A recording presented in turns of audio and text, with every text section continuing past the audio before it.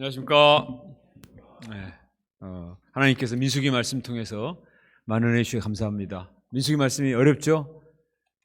어렵지만 우리에게 주시는 깊은 교훈의 말씀들을 많이 담고 있기 때문에 저희들에게 많은 가르침을 주셔서 감사합니다. 오늘도 하나님께서 이 말씀의 비밀을 우리에게 깨닫게 하시기를 간절히 기도합니다. 오늘 말씀의 제목은 돌이킬 수 없는 복입니다. 돌이킬 수 없는 복. 요절 말씀인 20절 말씀을 같이 읽어봅시다. 20절 시작. 내가 축복한 것을 받았으니 그가 주신 복을 돌이키지 않으리라. 하나님이 우리에게 주시기로 작정하신 것은 누구도 돌이킬 수 없습니다. 우리에게 하나님께서 이처럼 돌이킬 수 없는 복을 주신 줄로 믿습니다. 옆 사람을 하면서 배웁시다. 당신은 복받은 사람입니다. 돌이킬 수 없는 복을 하나님께서 우리에게 주셨습니다. 이 확신을 가지고 당당하게 삽시다. 기도하겠습니다. 하나님 아버지 감사합니다. 저희들은 과거 죄로 말미암아서 저주받을 죄의 노예요, 또 사단에게 이끌려 다니던 자들이었지만 그러나 이런 저희들을 버려두지 아니하시고 긍휼히 여기시고 예수님을 보내주셔서 감사합니다. 예수님께서 우리 대신 수치를 당하심으로 우리의 모든 수치와 죄를 가려주시고 우리를 하나님의 자녀 삼아주셔서 감사합니다. 또 제사장 나라 거룩한 백성으로 삼으시고 우리를 통하여 하나님의 놀라운 생명의 말씀을 증거하는 귀한 축복을 주셔서 감사합니다. 하나님께서 택하셨기 때문에 우리 함께 하시고 우리를 위해 싸우시고 또 우리를 통해서 영광받기 원하시는 것을 감사합니다. 우리가 나와 함께 하신 하나님, 나보다 앞서 싸우신 하나님, 우리에게 큰 복을 주실 하나님을 믿고 당당히 나아갈 수 있도록 은혜를 덧입혀 주시옵소서. 이 시간에도 성령께서 역사하셔서 우리의 영안을 열어주시고 하나님의 세계를 보게 하시고 주님의 세미한 음성을 듣는 귀한 시간 될 수 있도록 축복해 주시옵소서. 예수님의 이름으로 기도합니다. 아멘. 지난주 말씀 기억하시죠? 지난주 말씀은 이스라엘 백성들이 가데스다를 출발해서 가데스에서 이제 에돔 지역을 우회해서 아모리 왕 시온을 물리치고 바산 왕 옥을 물리치고 모압 땅에 도달하게 되었습니다. 이제 모압에서 요단강만 건너면 약속의 땅 가나안에 이르게 되었습니다. 그런데 이 모압의 왕 발락이 이스라엘 백성들이 자기들을 향해서 오고 있다는 말을 듣고 심히 두려웠습니다. 자기들보다 강한 아모리와 또 바산을 물리친 이스라엘 백성들이 너무 두려워서 이들을 물리칠 수 있는 방법은 이들을 저주하는 방법밖에 없다. 그래서 발람 선지자를 고용을 해가지고 저주법을 쓰고자 했습니다. 그런데 하나님께서 앞서가셔서 이 발람의 마음을 주관하시고 저주를 바꾸어서 축복으로 바꿔버리십니다. 사탄은 우리가 믿음으로 살고자 할 때 자꾸 우리를 넘어뜨리고 또 우리를 저주하고자 하고 실패하고자 하지만 그러나 하나님은 우리를 사랑하시고 우리 함께 하시기 때문에 우리에게 두신 뜻을 반드시 이루시고 또 우리를 복이 되게 하실 줄로 믿습니다. 하나님이 약속하신 복은 돌이킬 수 없는 복입니다. 누구도 변개할 수가 없습니다. 오늘 말씀을 통해서 우리를 향한 하나님의 놀라운 축복을 확신하고 당당하게 들소와 같이 암사자와 같이 수사자와 같이 용맹스럽게 믿음으로 전진할 수 있기를 바랍니다. 또 발람 선지자를 통해 주시는 메시지를 우리가 받고 저희들이 세상 욕심에 눈이 멀어서는 안 되고 정말 하나님의 말씀을 듣고 순수하게 우리 자신을 발견하고 또 하나님 말씀을 증거하는 이런 성숙한 믿음의 사람들로 성장할 수 있도록 기도해야 되겠습니다. 22장 3절을 보겠습니다. 22장 3절에 보면 모압이 이스라엘 백성들을 심히 두려워했다고 했습니다. 그러지 않겠어요? 자기들보다 강한 아모리 또 바산을 물리치고 다가오는 이스라엘 백성들이 무섭고 두려웠을 것입니다. 그래서 6절에 보면 발람을 끌어들이는데 발람은 당시에 굉장히 영험한 자로 유명했습니다. 그 사람이 복을 빌면 복을 받고 그 사람이 저주를 하면은 별 사람도 다 저주를 받는 이런 굉장한 그 영적인 파워를 가진 사람이라고 알려졌기 때문에 이런 프로 점성술사를 고용을 해가지고 저주로 이스라엘 백성들을 막아내겠다 이렇게 했습니다. 그래서 모압 왕 발락이 자기들의 고관들을 복채를 들려서, 복채가 뭔지 아시죠? 점칠 때 그냥 점괘가 나올 수 없으니까 돈을 듬뿍 줘서 이제 점쟁이를 고용하는데 큰 돈을 들려보내서 발람에게 보냈습니다. 이스라엘 우르베타 강하니 청하건대 와서 나를 위해서 이 백성을 저주해 주시오. 돈은 얼마든지 줄 테니까 저주만 해달라고 백지수표를 쫙 내밀었습니다. 발람은 그들을 어떻게 맞이합니까? 오늘 밤 우리 집에 유숙하시오. 여호와께서 내게 이르신 대로 말하리다. 이 사람의 정체가 참 묘합니다. 민수기를 읽으면 발람이 훌륭한 선지자 같기도 하고 또 사이비 같기도 하고 굉장히 좀 특이하죠. 그러나 하나님의 선지자는 아닙니다. 사이비 주술사 이 정도로 생각하면 되겠습니다. 그러나 그가 하나님을 언급한 거 보면 하나님의 영을 또 두려워하는 그런 사람이었습니다. 12절을 같이 읽어볼까요? 시작.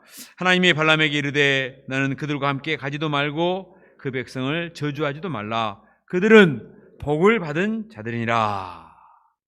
이스라엘 백성들은 하나님이 아브라함을 부르실 때부터 너는 복이 될지라 너로 말미암아 천하 만민이 복을 받을 것이다 말씀을 하셨어요. 이 백성은 복을 받은 백성이고 또 축복과 저주의 기준이 되는, 이 백성을 저주하면 저주받고 이 백성을 축복하면 축복을 받는다고 이미 하나님 말씀하셨거든요. 이 백성은 복의 근원의 백성이기 때문에 함부로 건들면 안 돼요. 내가 복을 주기로 작정한 백성이기 때문에 가서 저주하면 안 된다, 가지 마라, 분명히 말씀을 하셨습니다. 이 말을 듣고 발락은 이 사람들이 복채를 들고 왔지만 따라가면 안 되겠구나 생각해서 돌려보냅니다. 여호와께서 가지 말라고 하시오, 돌아가시오. 그래서 모압의 귀족들이 빈손으로 돌아왔습니다. 그리고 발락 왕에게 보고를 하죠. 왕이시여, 발람 선지자가 오지 않고자 합디다 보고를 했습니다. 그러나 발락이 쉽게 물러날 사람이 아니죠. 그는 그전보다 더 높은 고관들, 더 많은 고관들을 사절단을 들려서 보냈습니다. 아마 복채도 더 많이 가지고 보냈을 것입니다. 말하기를 아무것도 꺼리지 말고 내게 오시오. 내가 그대를 높여 크게 존귀하게 하고 그대가 내게 말하는 것은 무엇이든지 시행하리니 청하건대 와서 나를 위해서 이 백성을 저주하시오. 내가 돈과 명예는 얼마든지 줄 테니까 이 백성을 저주만 해주면 내가 소원은 다 들어주겠소. 이렇게 말을 했습니다. 이때 발람이 대답합니다. 그 집에 가득한 은금을 줄지라도 내가 능히 여호와 내 하나님의 말씀을 어겨 덜하거나 더하지 못하겠노라. 야, 여기까지만 읽으면 굉장히 은혜롭죠. 나한테 은금을 갖다 줘도 나는 안 갑니다. 금보기를 돌같이 했습니다.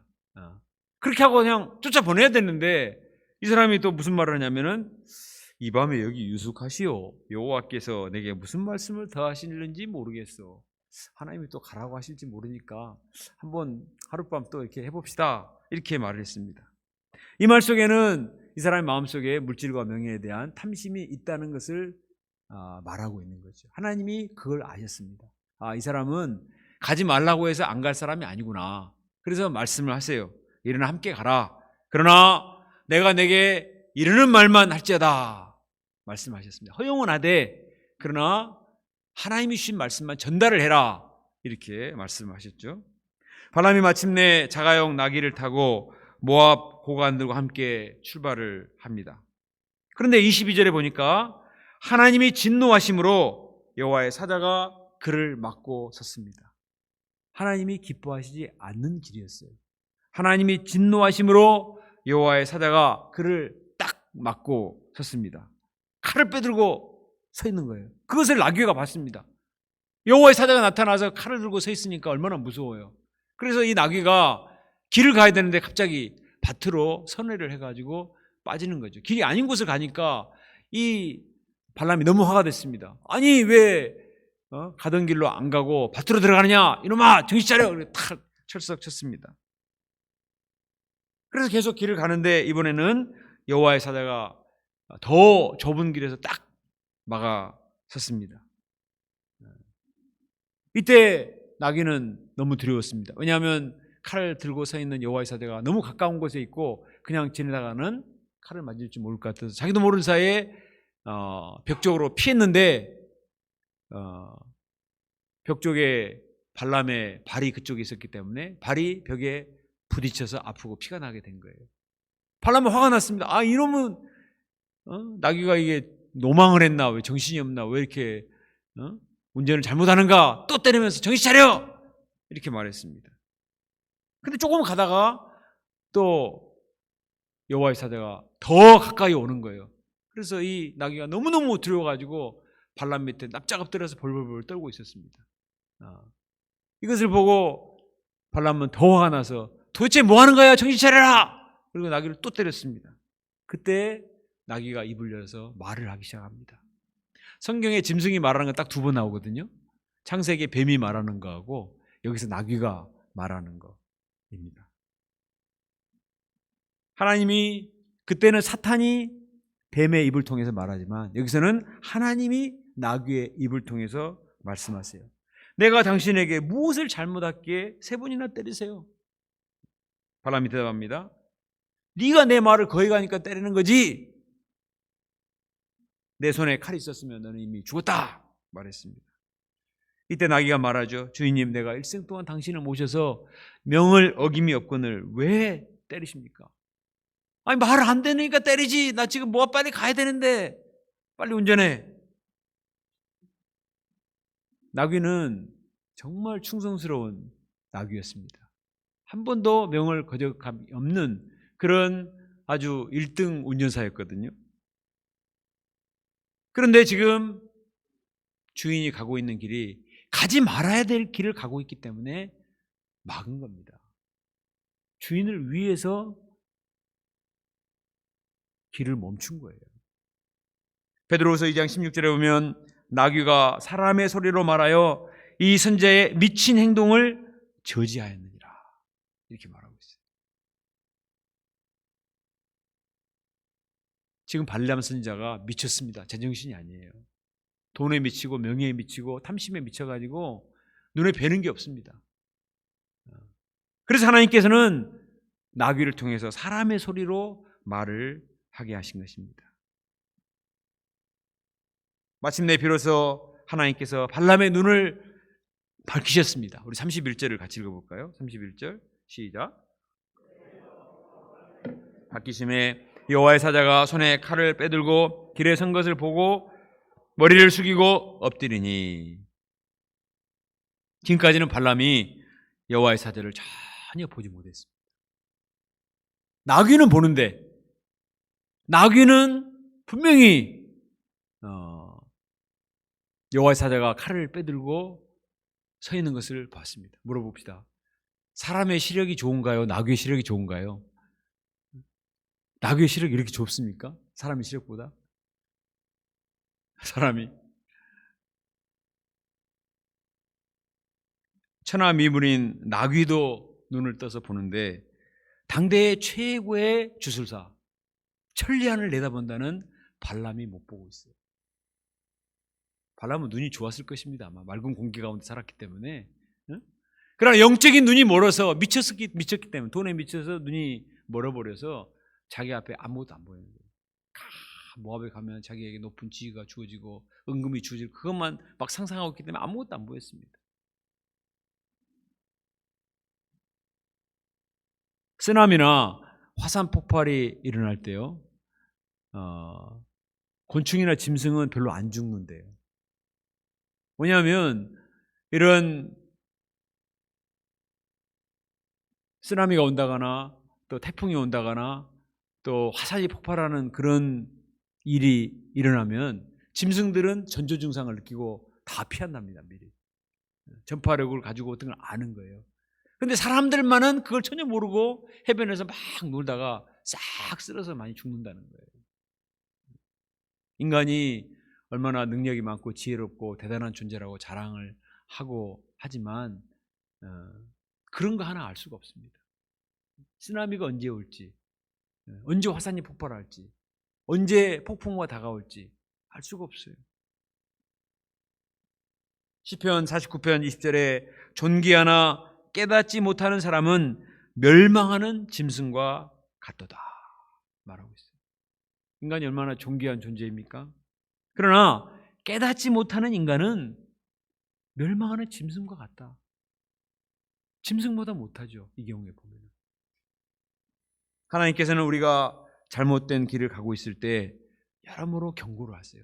사실은 하나님의 경고는 우리를 사랑하는 사인입니다. 그냥 잘못된 길을 가고 있으면 심판하셔도 되는데 경고를 하셔서 돌이키도록 하시는 거예요. 교통사고로 또는 질병으로 또 어떤 자녀들 문제라든가 또 인간 갈등의 문제라든가 또는 우리가 듣는 말씀을 통해서 또는 어떤 사람이 그냥 툭 던지는 그 말 한마디를 통해서도 하나님이 돌이키도록 회개하도록 하시는 거예요. 근데 어떤 사람은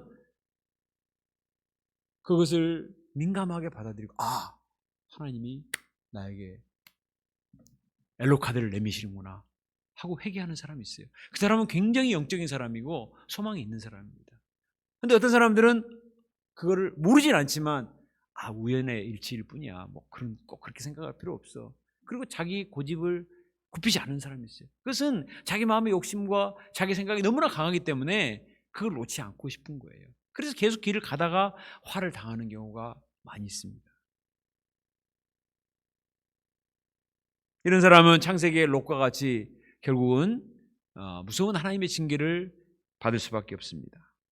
여호와께서 발람의 눈을 밝히심에 여호와의 사자가 손에 칼을 빼들고 길에 선 것을 그가 보고 머리를 숙이고 엎드리니, 하나님이 영안을 열어서 밝히심에 여호와의 사자를 보고 머리를 숙이고 엎드렸다. 처음부터 엎드렸어야 되는데 애꿎은 나귀를 몇 번 때리고 나서야 정신을 차리고 눈을 뜨게 된 것입니다. 인간은 얼마나 어리석고 참 탐욕스러운 존재인지 모릅니다. 하나님께서 말씀을 통해서 경고하실 때 빨리 회개하고 엎드리고 선회하면 시간 낭비도 하지 않고 할 텐데 참 인간의 마음의 욕심과 무지 때문에 잘 엎드리지 않습니다. 기도하지 않습니다. 그리고 꼭 사건을 당한 뒤에야 아이고 하나님 잘못했습니다. 그런 경우가 너무 많아요. 정말 지혜로운 사람은 매일매일 엎드리는 사람입니다. 얻어맞고 엎드리는 게 아니라 매일 엎드려서 기도하고 말씀 보고 내 자신을 반추하고 말씀 앞에 내 자신을 비춰보고 내가 지금 제대로 된 길을 가고 있는가, 가지 말아야 될 길을 가고 있는가, 내가 해야 될 생각을 하고 있는가, 하지 말아야 될 생각을 하고 있는가, 하나님이 주시는 말씀 앞에 비춰보고 그걸 순종하는 사람이 정말 지혜로운 사람입니다. 시편 119편 18절에 내 눈을 열어서 주의 법에 기이한 것을 보게 하소서. 내 눈을 열어서 내 눈의 영적인 백내장을 수술해 주셔서 영안을 열어서 영적인 세계를 보게 하여 주시옵소서. 이렇게 기도해야만 합니다. 32절과 33절에서 여호와의 사자가 그렇게 말하죠. 여호와의 사자가 그에게 이르되 너는 어찌하여 내 나귀를 그같이 3번 때렸느냐? 보라, 내 앞에 내 길이 사악함으로 내가 너를 막으려고 나왔더니 나귀가 나를 보고 이같이 3번 돌이켜 내 앞에서 피하였느니라. 나귀가 만일 돌이켜 나를 피하지 아니하였다면 내가 벌써 너를 죽이고 나귀는 살렸으리라. 얼마나 엄청난 말씀입니까? 네가 사악해서 내가 사자를 보냈는데 왜 나귀를 때리느냐? 나귀가 네 발목을 잡지 않았으면 너는 이미 내 손에 죽었다. 그리고 나귀만 살고 너는 죽었을 것이다. 나귀가 네 발목을 잡고 못 가게 벽에 네 발목을 부딪혔기 때문에 네가 가지 않아서 살아남은 것이다. 나귀에게 고마운 줄 알아. 나귀보다 못난 놈아. 이렇게 야단을 친 거죠. 그때야 발람이 회개를 합니다. 34절을 보세요. 내가 범죄하였나이다. 내가 범죄하였나이다. 제가 잘못했습니다. 죄를 범했습니다. 제가 무지했습니다. 하나님이 나를 기뻐하시지 않으시면 내가 돌아가겠나이다. 이제 정신을 차린 거죠. 아이고, 내가 잘못된 길을 갔습니다. 회개합니다. 돌아가겠습니다. 그는 비로소 탐심의 죄를 회개하고 하나님께 대한 경외심을 갖게 되었습니다. 그때 여호와의 사자가 발람에게 말합니다. 그 사람들과 함께 가라. 내가 내게 이르는 말만 할지어다. 하나님은 새로운 방향을 가지셨습니다. 내가 너를 모압의 하나님의 대언자로 파송한다. 모압 땅에 가서 내 말을 전달해라. 명령을 했어요. 처음에 의도는 발람 왕이 그를 이스라엘을 저주하는 사람으로 쓰기 위해서 불렀지만, 그러나 하나님은 모압 땅에 발락과 또 모압 사람들에게 하나님의 말씀을 증거하는, 그리고 무엇보다도 하나님의 백성을 축복하는 도구로 파송을 한 것입니다. 이런 분이 하나님이에요. 우리 하나님 얼마나 놀랍습니까? 하나님은 잘못된 사람의 발목을 잡으실 수도 있고, 잘못된 의도를 가진 사람의 입을 통해서 하나님의 메시지도 전하시는 분이에요. 요나가 하나님이 니느웨를 보냈는데 안 갑니다. 그런다고 하나님이 포기하세요? 하나님 물고기를 사용하셔서 물고기 뱃속에 들어가게 해서 정신 차리고 결국은 니느웨에 가서 하나님의 말씀을 증거하도록 하시잖아요. 하나님이 하고자 하시면 막을 길이 없습니다. 마침내 발람이 모압 왕 발락에게 도착을 했습니다. 발락은 발람 선지자가 오는가 하는가 노심초사하다가 발람이 오는 것을 보고 너무 반가웠습니다. 와, 복채가 통했구나.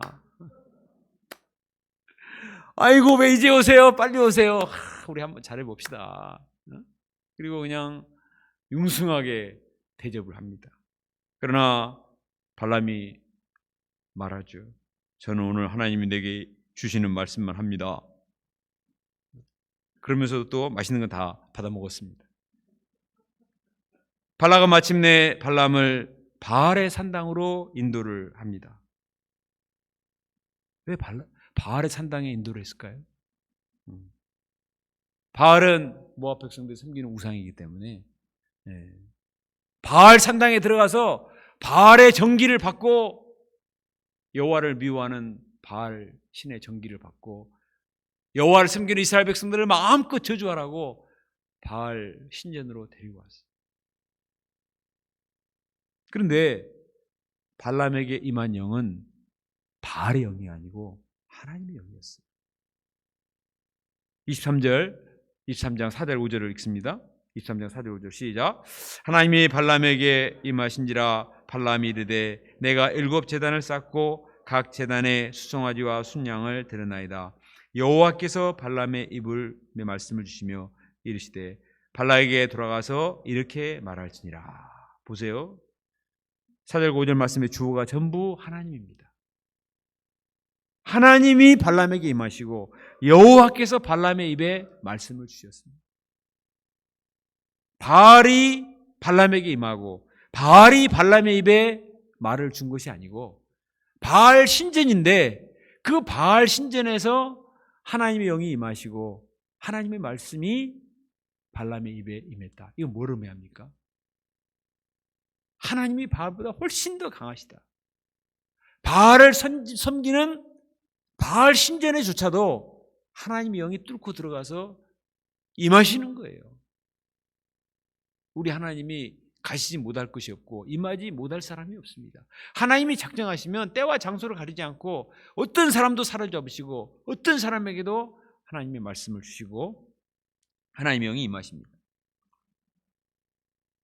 자, 8절을 같이 읽겠습니다. 8절 시작.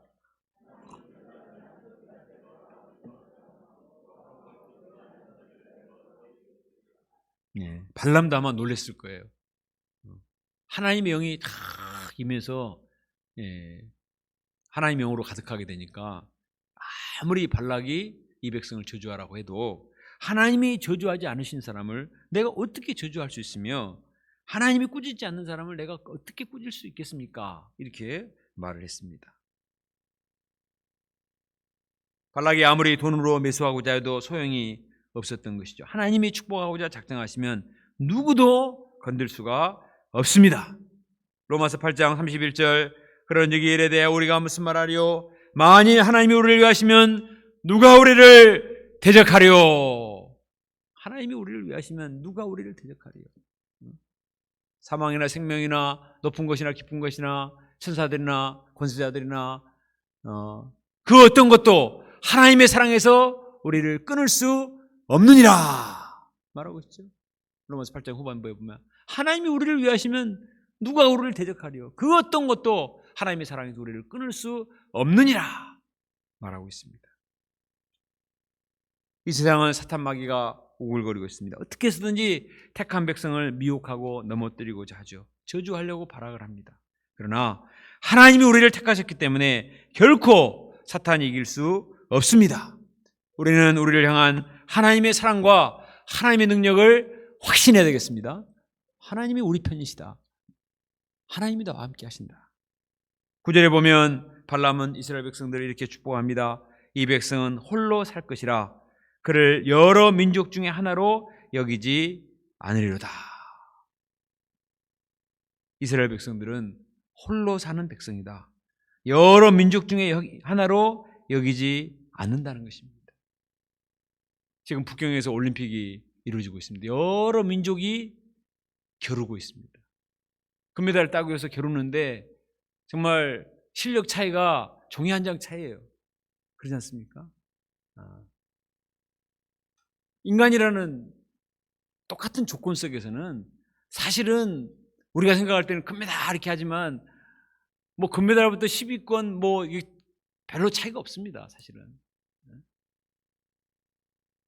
여러 민족 중에 한 민족이고 여러 선수들 중에 한 사람이 그 중에서 조금 더 잘한 사람을 뽑는 거죠. 그런데 가끔 보면은 운동을 하는데 서너 바퀴가 차이가 나버린다. 1초, 2초가 아니라 서너 바퀴가 막 차이가 나버린다. 그러면 그런 사람을 뭐라고 그럽니까? 홀로 살 것이라. 독보적인 존재다. 응? 그런 사람 별로 없지만 이스라엘 백성들은 당시 근동에 많은 민족이 있는데 그들 중에 한 민족이 아니라는 거예요. 여러 민족 중에 하나가 아니다. 홀로 살 것이다. 가장 높은 존재다. 탁월한 백성이고 큰 민족이고 비교할 수 없는 민족이다. 왜? 하나님이 함께 하시기 때문에.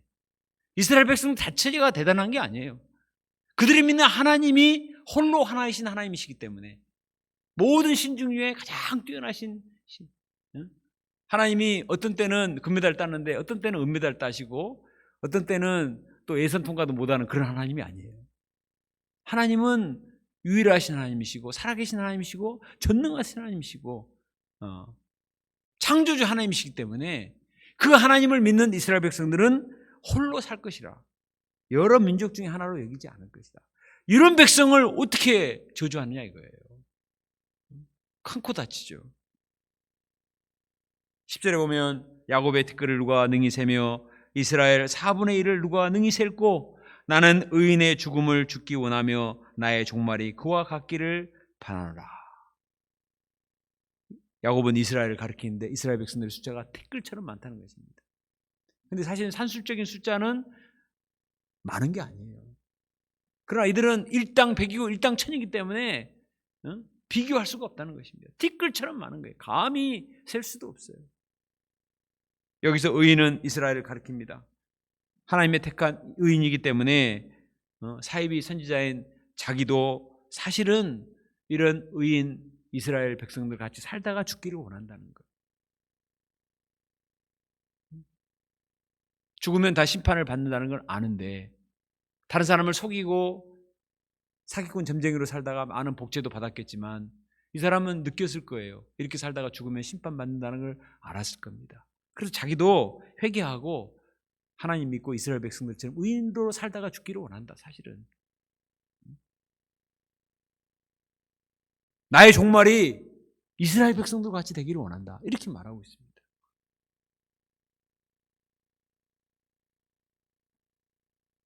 하나님께서는 저주하러 온 이 발람을 변화시켜 버리셨습니다.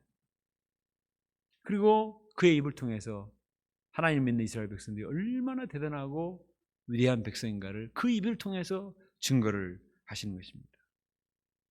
이 말을 옆에서 듣고 있던 발락이 너무 화가 났습니다. 아니 저주하라고 불러놨는데 오히려 축복하고 있으니까 막 화가 납니다. 그래서 야 이거 장소가 아무래도 안 좋다 이거. 그래서 산으로 데리고 가죠. 화면에 보시면 비스가 꼭대기로 데리고 갑니다. 자기들 우상을 섬기는 저 산에 옛날 사람들은 산 위에 전기가 있다고 생각하기 때문에 산으로 옳고 올라가서 거기다 데려다 놓으면은 그때는 저주를 하겠지 이렇게 기대를 했습니다. 그런데 발람이 무슨 예언을 하는가?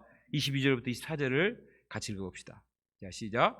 하나님이 그들을 애굽에서 인도하여 내셨으니 그의 힘이 들소와 같도다. 야곱을 해할 점술이 없고 이스라엘을 해할 복술이 없도다. 그때 야곱과 이스라엘에 대하여 논할진대 하나님께서 행하신 일이 어찌 그리 크냐 하리로다. 이 백성이 암사자와 같이 일어나고 숫사자와 같이 일어나서 옮긴 것을 먹으며 죽인 피를 마시기 전에는 눕지 아니하로다 하며. 이스라엘 백성들을 저주할 점술이 없고 복술이 없다는 거예요. 자기가 점을 많이 쳐봤지만 별의별 저주법을 쓰고자 해도 점괘가 안 쓰는 겁니다. 왜? 이스라엘 백성들이 너무나 강력하기 때문에. 어느 정도로 강력하냐? 들수와 같고 암사자와 같고 수소자와 같다고 그랬습니다. 여러분 들소 아세요? 들소? 그냥 소 말고 들소, 뿔난 들소 얼마나 무서운지 아세요? 스페인에서 투어하는 들소 보셨습니까? 스페인에 갈 기회가 없으셨죠? 무섭습니다. 그 뿔에 뿔리면은 무서워요. 코끼리들도 그냥 받쳐서 죽기도 합니다. 수사자와 암사자 얼마나 무섭습니까? 제가 8년 전에 아프리카 지부장소에 가서 끝나고 나서 라이언 파크 이 사자 농원을 방문했는데 사자의 울음소리가 얼마나 무서운지 그냥 사자 보기 전에 너무너무 무서워서 벌벌 떨었습니다. 야, 텔레비에서 동물의 왕국 소리에서 들린 거하고는 차원이 달라요. 사운드 크레인처럼 들으니까 막 생생하게 들으니까 너무너무 무서웠습니다. 이렇게 무서운 수사자와 암사자와 같다는 것입니다. 하나님께서 우리를 들수와 같이 수사자와 암사와 같이 용맹스럽게 하시는 줄로 믿습니다. 이스라엘 백성들은 사실은 핫바지들이에요. 노예 백성들입니다. 아무 힘도 없어요. 무기도 없어요. 그런데 왜 하나님이 이 백성은 들수와 같다, 암사자와 같다, 수사자와 같다 이렇게 말씀하시는 거예요? 하나님이 함께 하시기 때문에 그런 것입니다. 원풍기 좀 꺼주세요. 우리가 들수가 되려면 졸면 안 됩니다. 애굽에서 이스라엘 백성들을 인도해 내셨다. 그 무서운 애굽을 물리치고 나온 백성이라는 거예요. 하나님께서 열재앙을 통해서 그들을 치시고 홍해 바다를 건너시고 수많은 대적들을 물리치고 지금까지 오게 하신 이 하나님이 사실은 하나님이 들수와 같고 하나님이 암사자와 같고 수사자와 같다는 것입니다. 그 하나님을 믿으면 우리도 들수와 같고 암사자와 같고 수사자와 같은 그런 저 같은데 이스라엘 백성들이 우리 민수기 13, 14장에 배운 것처럼 가데스 바네아 가가지고 믿음이 없으니까 뭐라고 했어요? 그들은 내 피림이고 우리는 메뚜기다. 메뚜기라 그랬습니다. 믿음이 없으면 자기를 메뚜기로 생각합니다. 벌벌벌 떠는 겁니다. 살아계신 하나님을 믿으면 우리 자신을 메뚜기가 아니라 들쏘요, 암사자요, 수사자같이 여기는 거예요. 우리가 수양회 때 말씀의 은혜를 받으면 마음의 용기 백배해서 두려울 게 없습니다. 그래서 막 소감을 발표해도 들쏘와 같이 암사자와 같이 막 수사자와 같이 소감을 발표하고 막 하는 거예요. 그것은 하나님께서 내 영을 주장하셔서 내 마음에 용기와 힘을 주시기 때문에 그런 거예요. 나 자신은 아무것도 아니고 힘이 없지만 그러나 내가 믿는 하나님이 전능하시고 살아계시고 모든 대적을 물리치시는 들수와 같고 암사자와 같고 수소와 같은 분이기 때문에 하나님께서 우리를 이처럼 용맹스러운 강하고 담대한 믿음의 용사들로 삼아주시리라 믿습니다. 이 하나님께 대한 확신을 가지고 담대하게 나가라는 거예요. 하나님이 발람을 통해서 축복하신 내용이 이렇습니다. 우리는 세상 가운데 나갈 때 사실 두렵습니다. 우리가 치러야 될 시험 너무 버겁습니다. 내가 상대해야 될 세상 사람들 너무나 부담스럽습니다. 내가 약하기 때문에, 내가 무지하기 때문에, 내가 나를 너무 잘 알기 때문에 자신이 없어요. 그러나 오늘 말씀을 볼 때 하나님 우리를 들소와 같이, 암사자와 같이, 수사자와 같이 강하고 담대한 용맹스러운 믿음의 사람으로 축복하기 원하십니다. 축복하셨어요. 그렇게 하실 수 있습니다. 우리가 이 하나님을 믿고 당당하게 믿음으로 나가서 믿음의 전투에서 승리할 수 있기를 간절히 기도합니다. 이렇게 계속 이스라엘을 축복하니까 발람이 화가 났습니다. 그래서 뭐라고 하냐면 아이고 이제 저주하지도 말고 축복하지도 말고 그만하세요. 그만해. 이렇게 말했습니다. 그러나 24장 2절에 보면 하나님의 영이 발람에게 임하자 더 축복하지 않을 수가 없는 거예요. 이미 그 속에 하나님의 영이 임해서 메시지가 터져나오기 시작했기 때문에 멈출 수가 없습니다. 자, 24장 5절부터 7절을 같이 읽습니다. 시작. 야곱이여 내 장막들이 이스라엘이여 내 거처들이 어찌 그리 아름다운고 그 벌어짐이 골짜기 같고 강가의 동산 같으며 여호와께서 심으신 측양목들 같고 물가의 백양목들 같도다. 그 물통에서 물이 넘치겠고 그 씨는 많은 물가에 있으리로다. 그 왕이 아각보다 높으니 그 나라가 흥하리로다. 이 말씀들이 사실 에덴 동산의 모습들을 의미하는 것입니다. 하나님이 아름답고 영광스럽게 하셨기 때문에 에덴 동산같이 풍성하고 영광스럽고 아름답게 하신다는 것입니다. 그리고 아각은 아말렉 왕 아각은 사탄의 대명사예요. 그 무섭고 대단한 아각보다도 하나님이 더 높이시고 흥왕하게 하십니다. 7절에 보면 너를 축복하는 자마다 복을 받을 것이요 너를 저주하는 자마다 저주를 받을 것이다. 이렇게 말씀하셨습니다.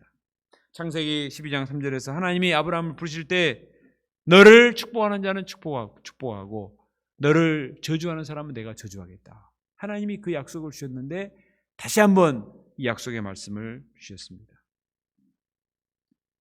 여기까지 듣고 발락은 도저히 참을 수 없어서 막 손뼉을 치면서 그만해 막 너무 힘들어가지고 그렇게 말했습니다. 내 원수를 저주하라고 불렀는데 3번이나 축복하니 이제 그대는 자기 길로 돌아가시오. 내가 그대를 높여 심히 존귀하고자 했는데 여호와께서 그대를 막아 존귀하게 하지 못하게 하셨도다. 발락의 입에서 여호와를 시인하고 맙니다. 내가 당신을 고용해서 이스라엘 백성을 저주하고자 했는데 하나님이 당신을 막아서 내가 하고자 하는 방법을 못하게 하는군요. 그만합시다. 우리 돌아갑시다. 이렇게 말을 하고 있습니다. 그러나 발람은 이왕 여기까지 왔으니까 할 말은 해야죠. 그래서 계속 또 축복을 합니다. 자, 17절 말씀을 읽어보겠습니다. 시작. 내가 그를 보아도 그때의 일이 아니며 내가 그를 보아도 가까운 일이 아니로다. 한 별이 야곱에서 나오며 한 귀가 이스라엘에서 일어나서 모압을 이쪽에서 저쪽까지 쳐서 무찌르고 또 셋의 자식들을 다 멸하리로다. 여기 나오는 별과 귀는 왕과 왕권을 의미하는 거예요. 한 왕, 한 별. 메시아 예언을 가리킵니다. 하나님께서 보내신 진정한 왕 메시아가 이스라엘 가운데서 난다는 것입니다. 메시아가 오셔서 세상의 모든 악한 왕들을 제압하시고 인생들을 구원하시겠다는 것입니다. 모압과 에돔과 아말렉과 겐족속과 아수르 등 강대국들을 다 무찌르고 메시아 왕국 앞에 모두가 굴복하게 될 것이다.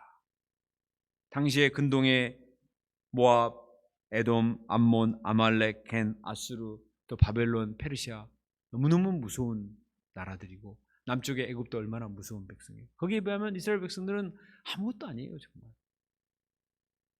그런데 이스라엘 가운데서 나시게 되는 한 왕, 한 귀, 통치권을 가진 그 왕은 모든 나라들을 다 평정하고 모든 만민들을 구원하는 구원자로 우뚝 서게 될 것이다. 이 말씀하셨습니다. 이 말씀은 나중에 예수님이 초림하셨을 때 성취가 되었어요. 여기서 말하는 한 별, 그 별이 바로 마태복음 2장에 나오는 동방박사들이 본 별이었습니다. 동방박사들이 이 말씀에 기초해서 큰 별이 나타났을 때, 메시아 별이 나타났을 때 메시아가 탄생된다는 그 확신을 가지고 동방에서부터 여기까지 와서 경배를 한 것입니다.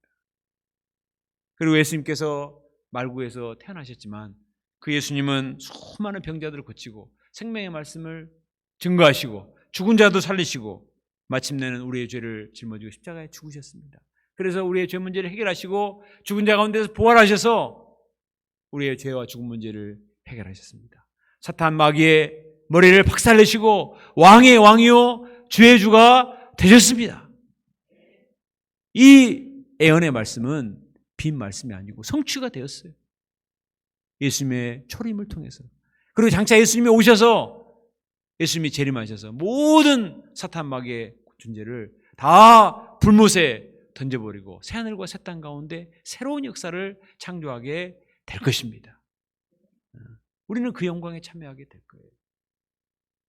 이처럼 엄청난 구속 역사의 대예언을 하나님께서는 발람 선지자의 입을 통해서 말씀하셨습니다. 이사야나 에레미야나 모세나 이런 하나님의 택하신 종이 아니라 이런 발락 왕이 고용한 거짓 선지자의 입을 통해서도 하나님의 인류 구원의 메시지를 증거하시는 거예요. 예수님이 그런 말씀하셨죠. 예루살렘에 입성하는데 예수님의 제자들이 막 찬양하니까 막 바리새인들 하지 말라고 야단을 칩니다. 그때 예수님이 뭐라고 말씀하셨어요? 사람들이 찬양하지 않으면 이 돌들이 찬양을 할 것이다.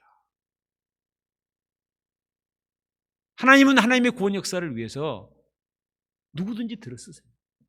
돌과 같은 사람일지라도 발람 같은 자라 할지라도 들어쓰십니다.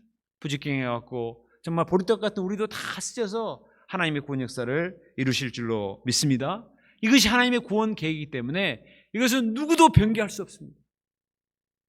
자, 오늘 말씀을 정리하면서 두 가지를 마음에 새길 수 있기 바랍니다. 첫째는 하나님의 구원 계획은 누구도 변개할 수 없다는 거죠. 하나님은 저주도 변하여 축복으로 바꾸시는 분이십니다. 모압 왕이 발람을 고용을 해서 저주하고자 했지만 안 되었어요.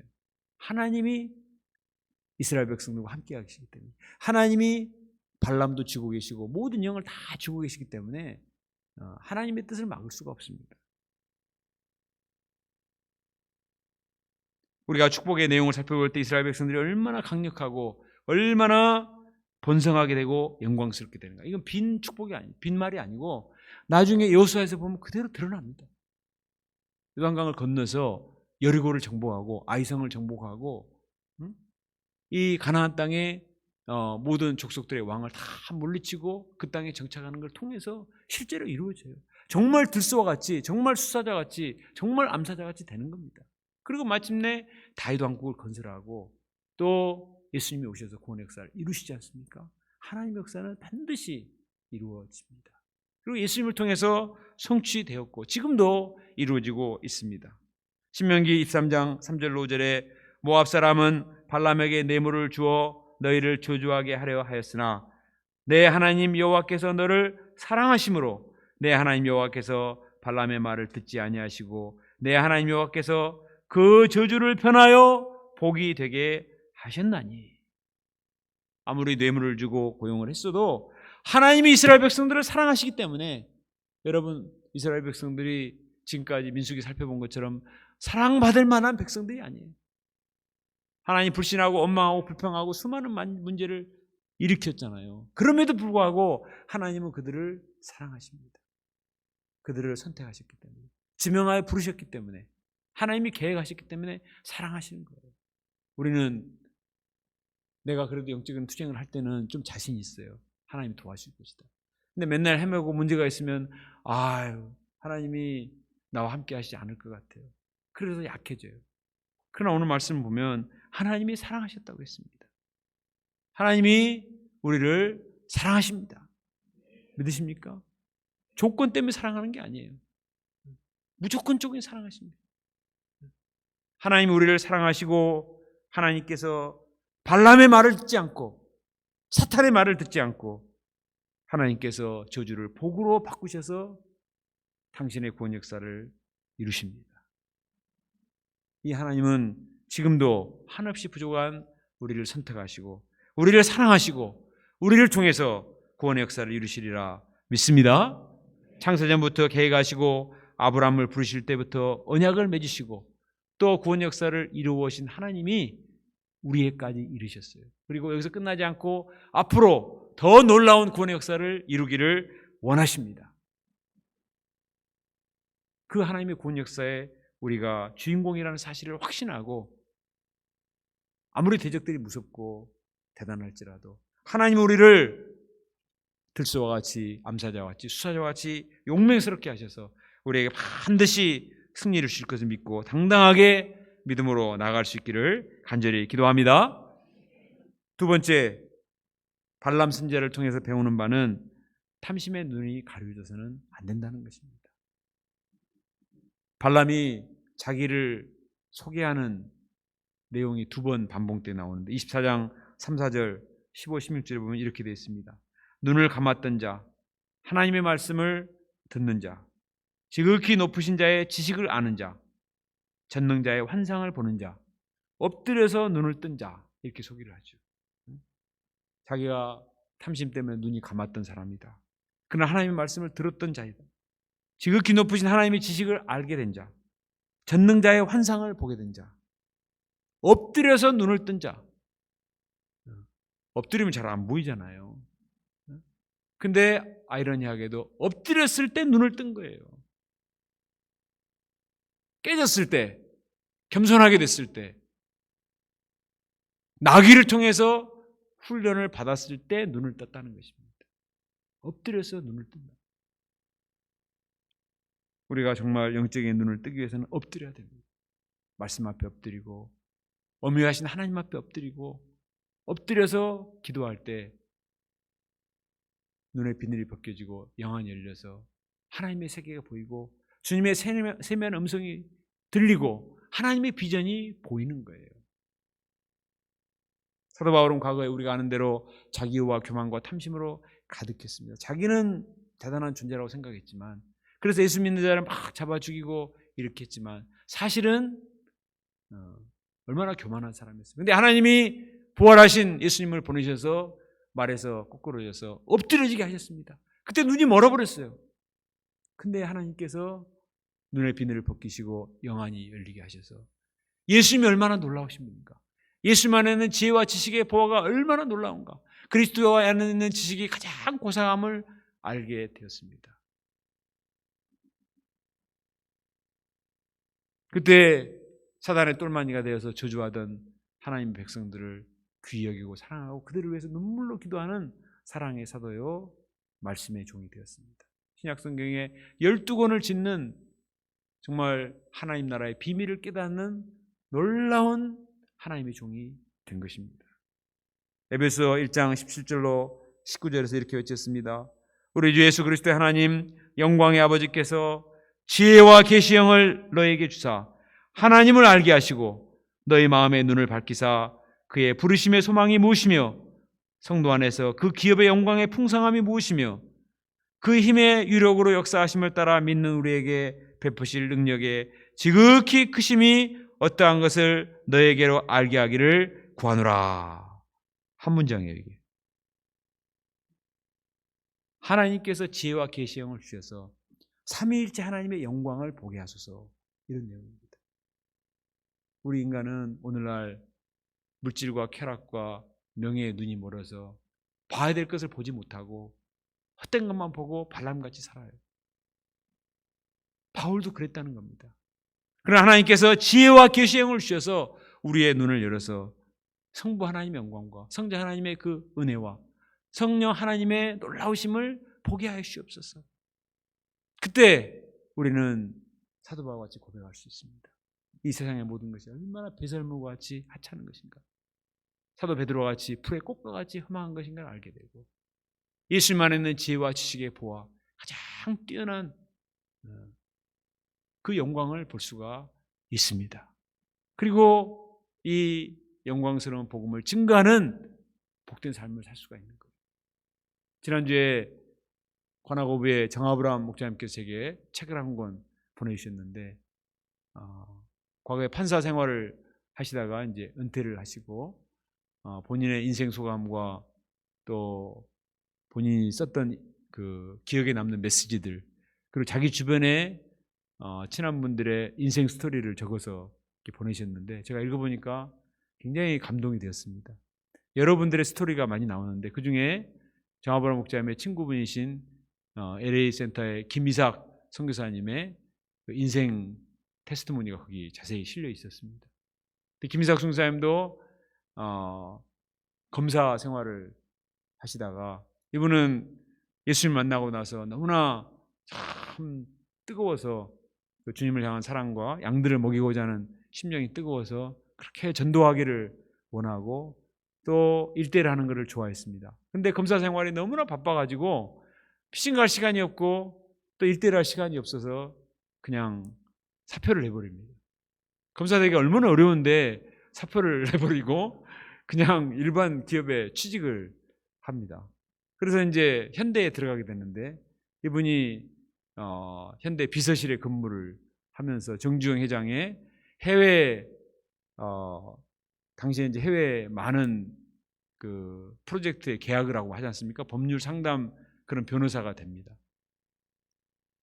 근데 정주영 씨가 얼마나 부지런하든지 그냥 비행기 타고 전 세계를 누비는데 20살이나 더 젊은 김이삭 선교사님이 도저히 따라갈 수가 없어요.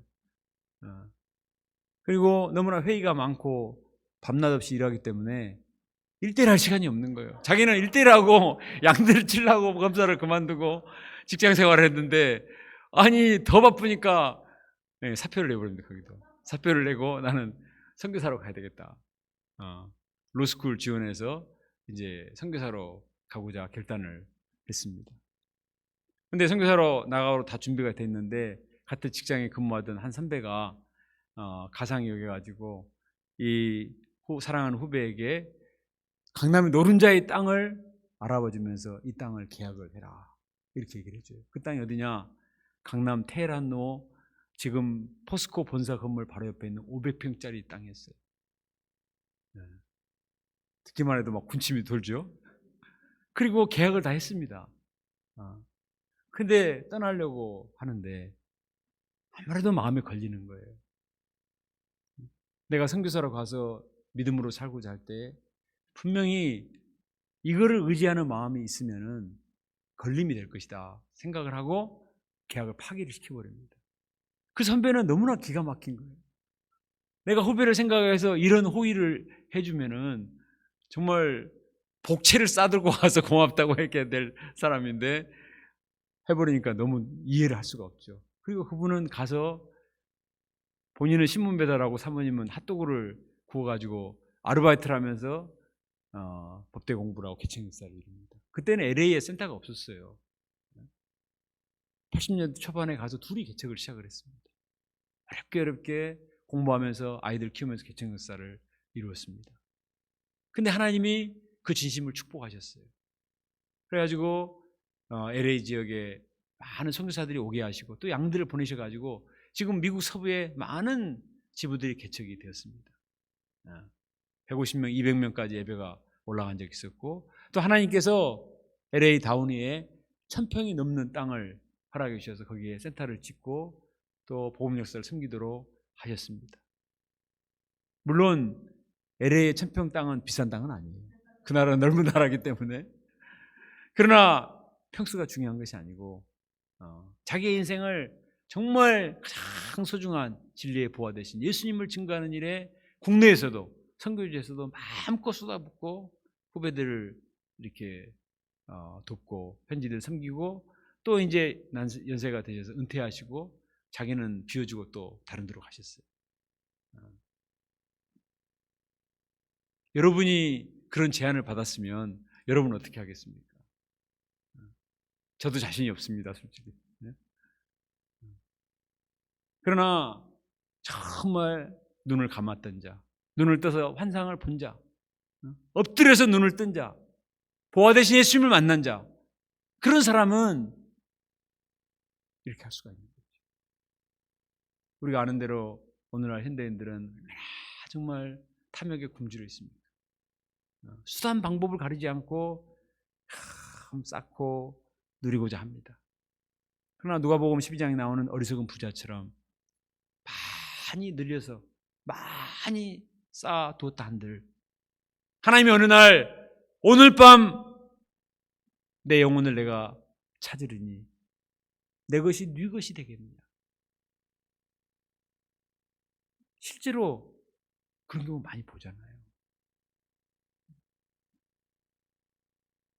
우리가 오늘 말씀을 정리하면서 정말 한 별이 되시고 한 귀가 되신 예수님, 우리의 진정한 길이요 진리요 보화 되신 예수님, 영원한 하나님 나라를 건설하시고 우리의 영원한 생명이 되시는 산소망이 되시는 예수님께 소망을 두고 예수님을 증거하는 하나님의 선지자가 될 수 있기를 간절히 기도합니다.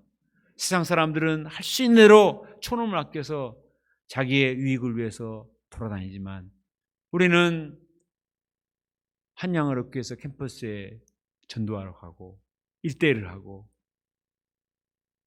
복음의 씨를 뿌리고 하나님의 전에 나와서 기도를 합니다. 인간적으로 생각하면 무슨 유익이 있는가? 세상적으로 생각합니다. 그러나 우리는 영적인 가치를 아는 사람들입니다. 눈을 뜬 자, 환상을 본 자, 엎드려서 눈을 뜬 자, 하나님의 세계를 본 자들입니다. 무엇이 정말 가치 있고 의미 있고 귀한 것을 아는 사람들입니다.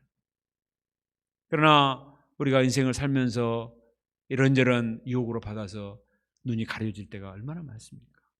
그러나 우리가 말씀 앞에 우리 자신을 비춰보고 이러한 것들을 회개하고 우리 심령이 깨끗하게 되고 정결케 되어서 예수를 만난 제자들이 우리가 메시아를 만났다 감격하고 예수님을 열심히 증거한 빛과 소금과 같이 된 이스라엘 백성들처럼 예수님의 제자들처럼 영원토록 빛나는 별과 같이 된 하나님의 종들처럼 믿음의 길을 가서 이 생명의 빛을 증거하는 믿음의 사람으로 귀하게 쓰임받을 수 있기를 간절히 기도합니다.